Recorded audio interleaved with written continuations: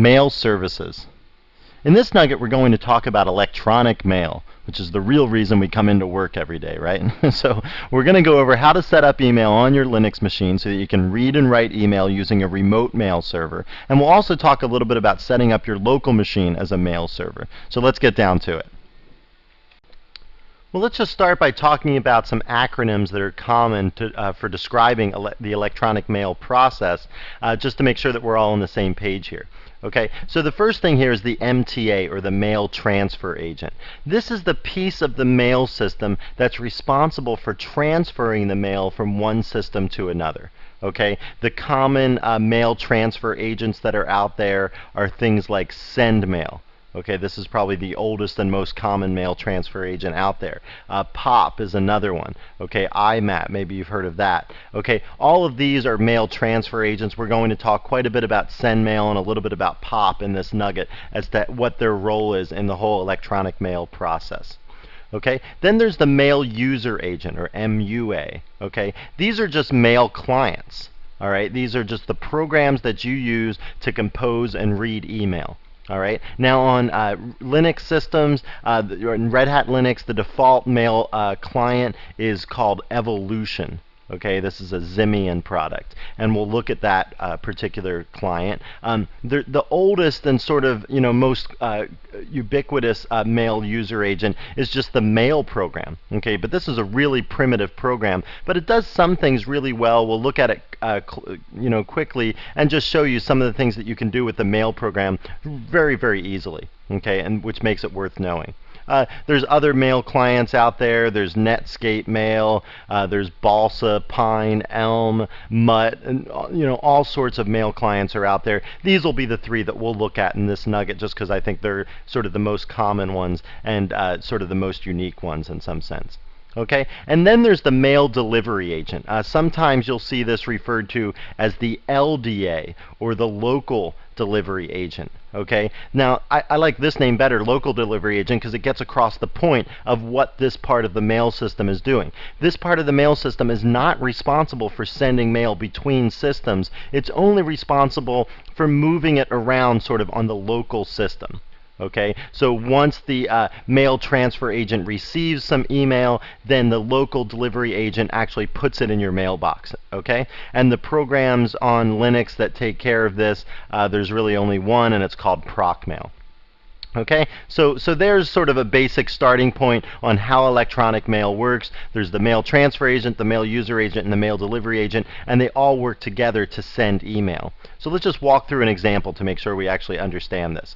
So here I've drawn out a diagram. Okay, so there's a user over here, Candy, and her system over here is called baker.org. Okay, then her friend over here is Donna, and her system over here is called Rainier.org.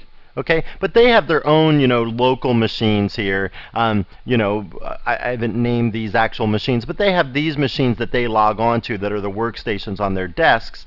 And then there are mail servers for each of their organizations.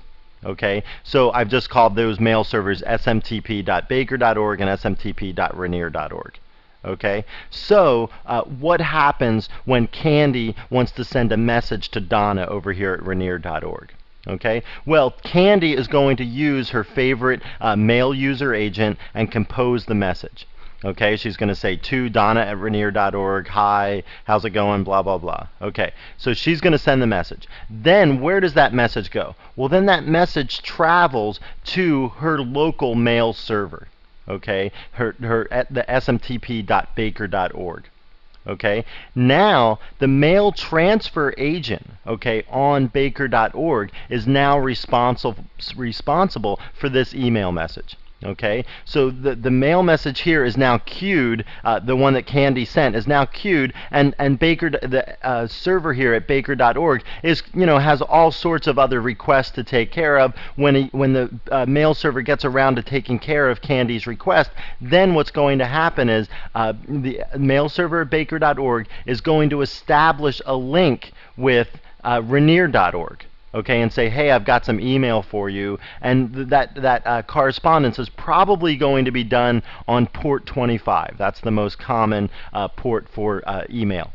Okay, so after Rainier.org acknowledges this connection, okay, then Baker.org will actually send the message. So Rainier.org says, yeah, I'm listening, go ahead, send me the message. And then the mail server at Baker.org says, all right, here it comes, boom, and sends it off to Rainier.org. Okay, then Rainier.org, the mail server there, will then acknowledge the receipt of the message. Okay, so it will not acknowledge the receipt of the message, say, yes, I got that message, and then boom, this connection is closed. Okay, now once it's on Rainier.org, then the local delivery agent, excuse me, the local delivery agent on Rainier.org puts it into the mail spool, like var mail Donna or something like that. Okay, so then the local delivery agent takes care of that, and then Donna, depending on how things are set up, Donna is either notified that she has new email, if she has some little program running in the background, or she goes to check her email, and boom, then there's the message from Candy. Okay, so let's just talk about what can break down in this process, and I think that will help us understand a little bit more about the email system. Well, the two most common things that can go wrong in this picture. The first one is that Candy sends the email message to a non-existent user. So say she thought her friend's email address was donnab@rainier.org. Okay, but really her name is Donna@rainier.org, and say there is no Donna B on this system at all. Okay, so Candy composes the message, clicks send, and it's going to Donna B at Rainier.org. Her local SMTP server queues it up. When her request comes to the front of the queue, Baker.org tries to connect to Rainier.org. But instead of Rainier.org taking that message and then acknowledging the receipt of it, okay, instead of that happening, what's going to happen is Rainier.org is going to reject the message and say, sorry, there is no Donna B on my system, and just, Rainier.org is going to close the connection, and now Baker.org has the message, okay? Now it's up to Baker.org what to do with it. Depending on how it's configured, it could do any number of things. It could just completely discard it and go on about its business. More typically what it does is it composes an email message of itself to Candy and says, hey, this user Donna B at Rainier.org doesn't exist, blah, blah, blah. Okay, so that's one possibility. All right. Another possibility of what could go wrong in this picture is that, just say this mail server smtp.rainier.org is down. Say it's down for maintenance, or because the network that it's connected to is down, or something like that. Okay, well then Candy is over here, she's composing her email message, she clicks sends, it goes out to her mail server, then her mail server says, okay, I need to establish the connection with Rainier.org. It tries to establish the connection, but Rainier.org is down, so it can't do it. So then it waits some amount of time, tries to establish the connection again, can't do it. Waits some amount of time, tries to establish the connection again, can't do it. After some number of attempts, or after some time period, depending on how it's configured, then Baker.org is going to write an email back to Candy and say, sorry, Rainier.org is down, you're going to have to try this again later. Okay. The other possibility is that Baker.org tries, and fails, and then eventually gets through. Okay, well then what it can do, then Rainier.org says, all right, send me the message, it acknowledges the request, closes the connection, and now Rainier.org has the message, and the local delivery agent delivers it to Donna's mailbox. Okay, so those are the two most common things that can happen. Either you're sending to some non-existent user, or some mail server along the path is broken, okay, and is not working. All right, and so you can see from this picture that these computers that Candy and Donna log on to don't need to be on all the time for this system to function properly. These computers should be on all the time for the system to function properly. So when Candy sends the message, it goes right to her mail server. She can turn off her computer then, right? And then maybe the mail server tries, gets through, then it's delivered to Donna's local mailbox. Maybe this computer is off. Then Donna logs into her computer later on, and then pulls the mail off of the mail server with like POP or something like that, and then she can read her email. Okay, so the mail servers that are actually out there dealing with transferring from one system to another, those particular servers should be on all the time, but your local workstations don't have to be on all the time. Okay, so that's a basic rundown of how electronic mail works, and now let's go out to the Linux screen and look at some of the various clients that are popular with Red Hat Linux. Well, the first email client that I want to look at is called Evolution, and this is a product by Simian. Okay, and you'll see the splash screen come up here. This is the default email program for Red Hat Linux nowadays, and it's a perfectly good email program. What I want to do is just walk you through how I set up Simian to be my mail program for what I think is a pretty typical situation. Okay, I'm not running an SMTP server on my particular computer because I'm only hooked up to the internet when I have my computer on, okay? And it's a dynamic connection to my ISP. All right. What I think is the more typical situation, instead of running an SMTP server on your own machine, you're actually using someone else's mail server, okay, your ISP's mail server, namely.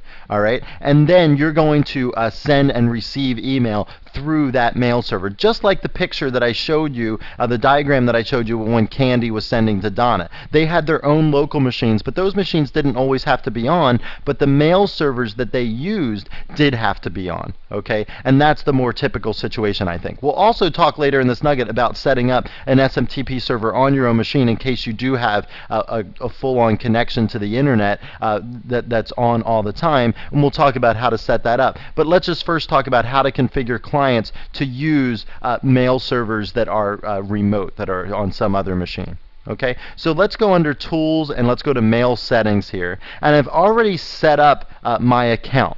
Okay, but I'm just going to walk you through what I did to get it set up, then we'll see how to actually use the account in a couple seconds here. Okay, so this is highlighted, so I'm just going to click Edit, and this is brings up the Evolution Account Editor. Okay, so this first screen is just kind of like fluff. Okay, it's the name that I give my account, Perry Fasano, my full name, my email address. I can give my organization, my SIG file, that sort of stuff. Okay, so then each of these tabs has meaning that we want to look at. So let's look at receiving mail first.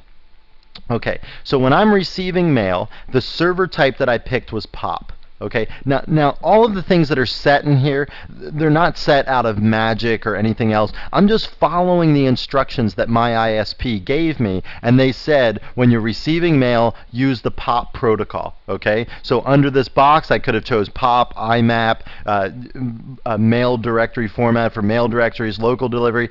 I'm not choosing any of those. Okay, I'm choosing POP. If I did have an SMTP server set up on this machine, actually, then I would use local delivery as the way to receive my mail, but I'm not. I'm using this remote connection, so I'm choosing POP. Okay, what's the host name? Well, the host name, again, they gave it to me, mail.fasano.net. Okay, what's the username? Well, my actual email address is perry@fasano.net. But again, my ISP told me the username that you should use is perry%fasano.net for your account. Okay, so again, this isn't any special magic thing. You shouldn't try this, if something's not working. This is just, again, exactly what my ISP told me to write as my username. Okay, the authentication type here, okay, is password.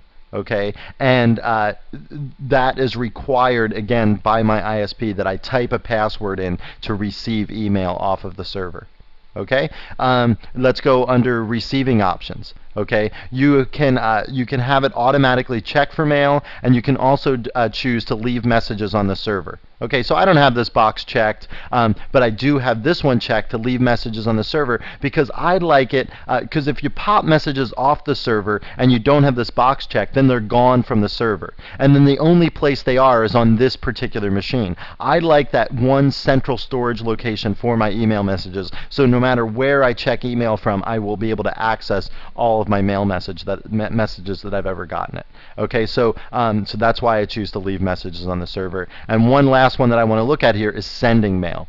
Okay, now this one, again, my ISP told me the server type is an SMTP server. The other choice here is send mail. Okay, but I'm going to leave it at SMTP. The server configuration, the host name is mail.fasano.net, and they told me that the server is going to require authentication. Okay, so I checked that box. Now, one of the nice things from Simian, now when you check this, if this box is unchecked, all this stuff grays out. Okay, so when you check this box, then you have to fill in all of these fields as well.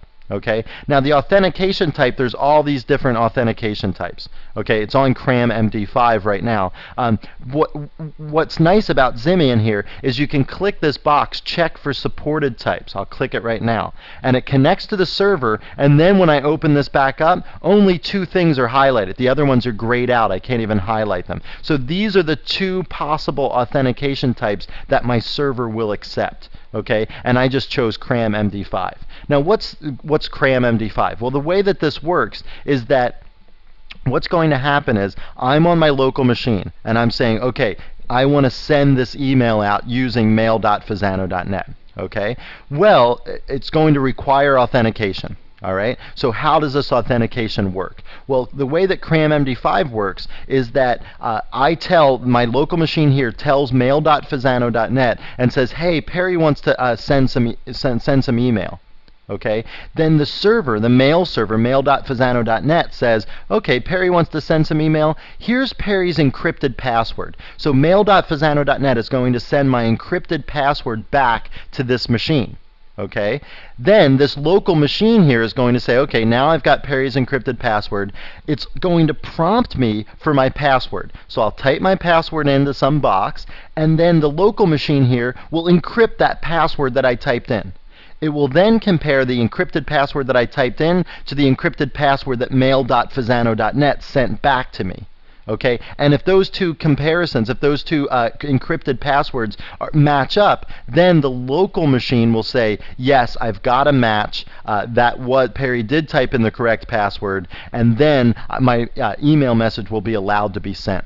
Now, why did it do that? Instead of just taking my password and sending it over the network to mail.fasano.net and letting it do the validation, the reason it did it the way it did is because in that way, my password never traveled over the internet in a plain text fashion. I typed it into some box, and it stayed on this machine. Okay, and the local machine, did the MD5 check on it, did the MD5 hash on it, and then compared to the encrypted version that mail.fasano.net. So my plain text password never traveled over the internet. That's a good thing. Okay, and that's just part of how MD5 works, CRAM MD5.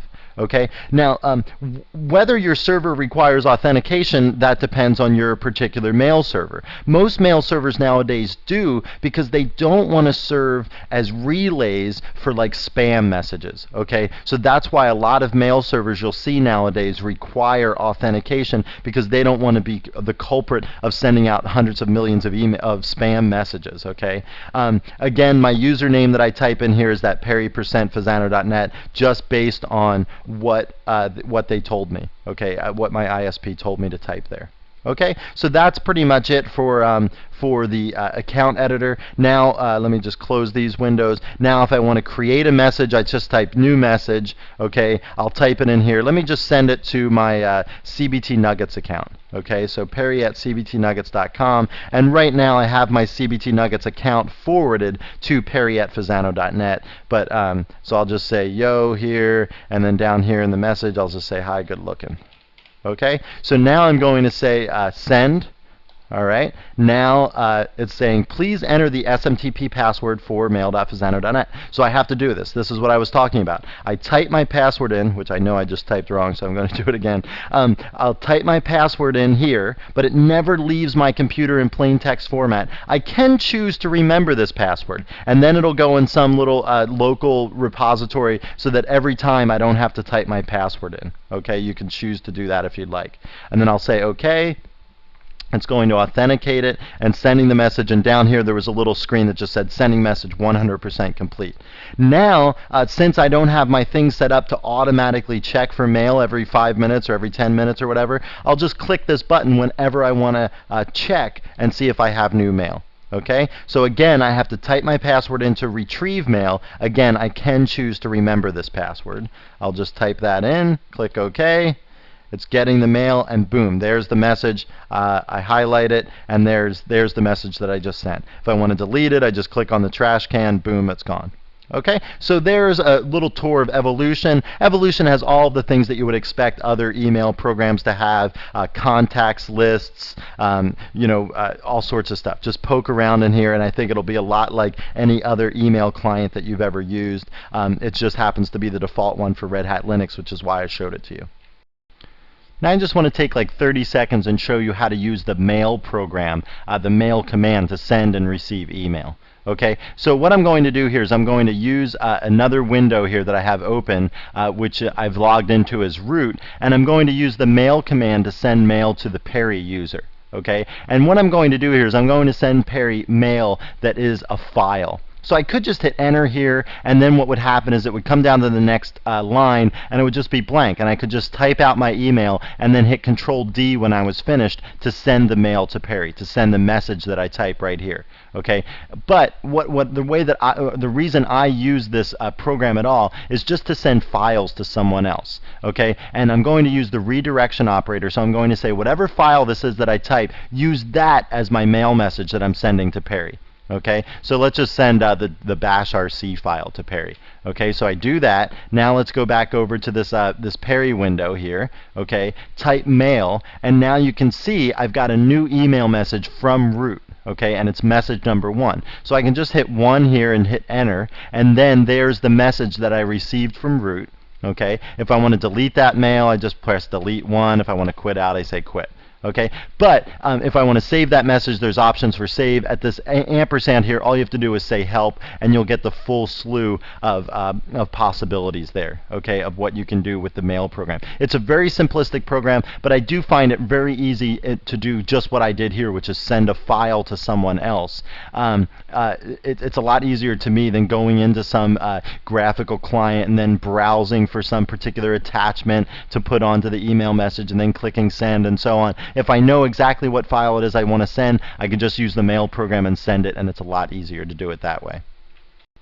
Well, now let's talk about configuring SendMail for your local system. So if you're going to set up your local system as a mail server, then you're going to configure SendMail, and let's talk about what that entails. Well, the first thing, you have to make sure you have the right packages on your system. Okay, so the packages that you need for SendMail, there's 2 of them. One of them is the actual SendMail program right there, and the other one is a program to help you configure SendMail, this one right here. Okay, do you like how those 2 flashed up on the screen right on cue? Okay, so I wish all the material worked out that well. All right, so there's the 2 particular RPM packages that we need for SendMail, and if you're going to do any altering of the configuration file, you need to have this one. You're going to at least need to alter it somewhat, so you're going to need that package if you're going to set up SendMail on your system. Okay, so now let's go to the Etsy mail directory and look there, and there's 2 files here of note that I want to talk about.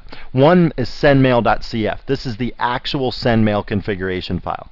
But this configuration file is like 100 pages long, okay, and it also has a very particular formatting to it. So you never, ever, ever want to edit this by hand. And instead what you're going to do is you're going to edit this file, which is sendmail.mc. Now this file is a macro, and then what we're going to do is alter this file, which is only like 100 lines long or something, run the macro on it, and that's going to create a new sendmail.configuration file.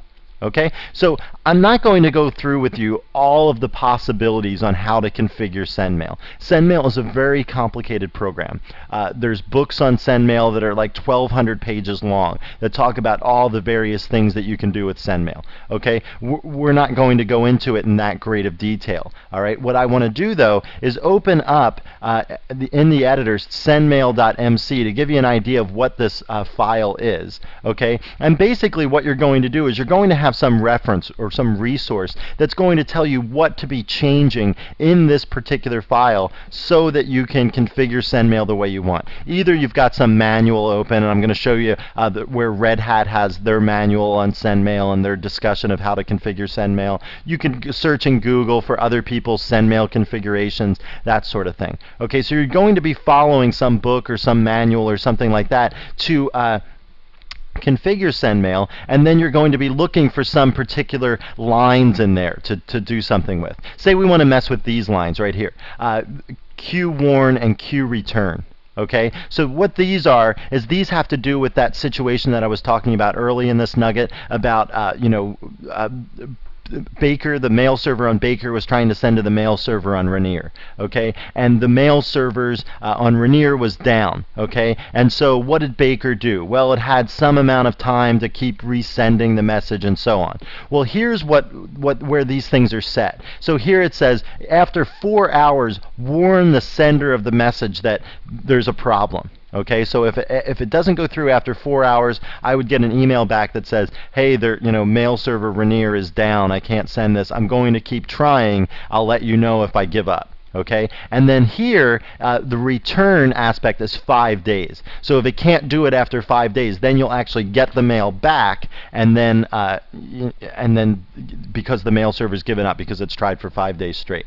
Okay, now if you were going to change these, one of the things you would do is you would take out the DNL here at the front. The DNL just says delete till a new line. So basically it's like a comment. Okay, that's part of the macro here. Okay, so you would take out the first DNL, you would change these numbers from 4 hours to say 1 hour, and from 5 days to 3 days, or however you wanted to change those numbers. Okay, then you would save this file. I'm not going to actually mess with this file, but what you would do is you would hit Control-X, Control-S, or Control-X, Control-C and say that you want to save it. And then once you've made the changes to the macro file, what you would do is first you would back up the old configuration file. Okay, you would copy sendmail.cf to sendmail.backup.cf or cf.backup or however you want to name it. Okay, and so that's the first thing you would do is back up that particular file. And then what you would do is you would use the M4, which actually runs the macro, and you would say /Etsy/mail. Let me have to complete this field here. Etsy mail, and then you'd say sendmail.mc. And then you'd say pipe the output of that into Etsy mail sendmail.cf. Okay, so once you've made the backup of the file and you've changed the macro file, then you run this M4 command just like this, and then that's going to look through the macro and create a brand new configuration file based on the changes you made in the macro.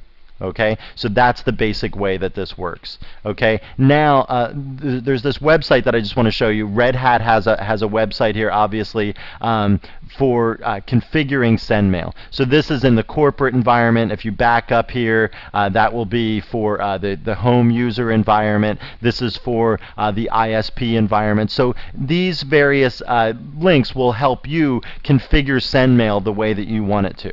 Okay, and there's the web address of where this is, and they're talking about a slightly older version of SendMail in this manual, but just a couple minor versions ago. It's still version 8 of SendMail. It's just not the newest version I've noticed, but it should be pretty much the same. Okay, so this is the kind of resource that you would turn to help you configure SendMail. Don't expect to be able to go into the configuration file and just understand what it means. Okay, if there's one configuration file that you should be careful with, it's this one, just because it's so long and unwieldy. All right, so that's how to configure SendMail on your server, on your particular system, to set it up as a mail server. Now let's just wrap up this nugget. All right, well, it's time to wrap up our nugget on electronic mail. We started by talking about how email is sent and received over the internet, and I walked you through that diagram so you could get an idea of what programs and protocols were responsible at which stages of the process as the email went from your computer to some other computer over the internet. Then we talked about configuring and using email clients. I showed you how to configure Evolution for my particular setup. You need to follow your ISP's recommendations and go through all the setup screens for your particular email client. And it's pretty much the same for Evolution as it is for Netscape, as it is for Pine and Mutt and all the other various email clients that are available in Linux. And then we talked a little bit at the end about configuring email servers. Remember to always use that macro to change the configuration file for SendMail. Don't edit the SendMail configuration file by hand. And get some book on SendMail, or look at some of the resources that I pointed you to on the web. Search in Google to find the kinds of configuration file changes that you're going to need to make for your particular server. Well, I hope you found this nugget informative, and thanks again for watching.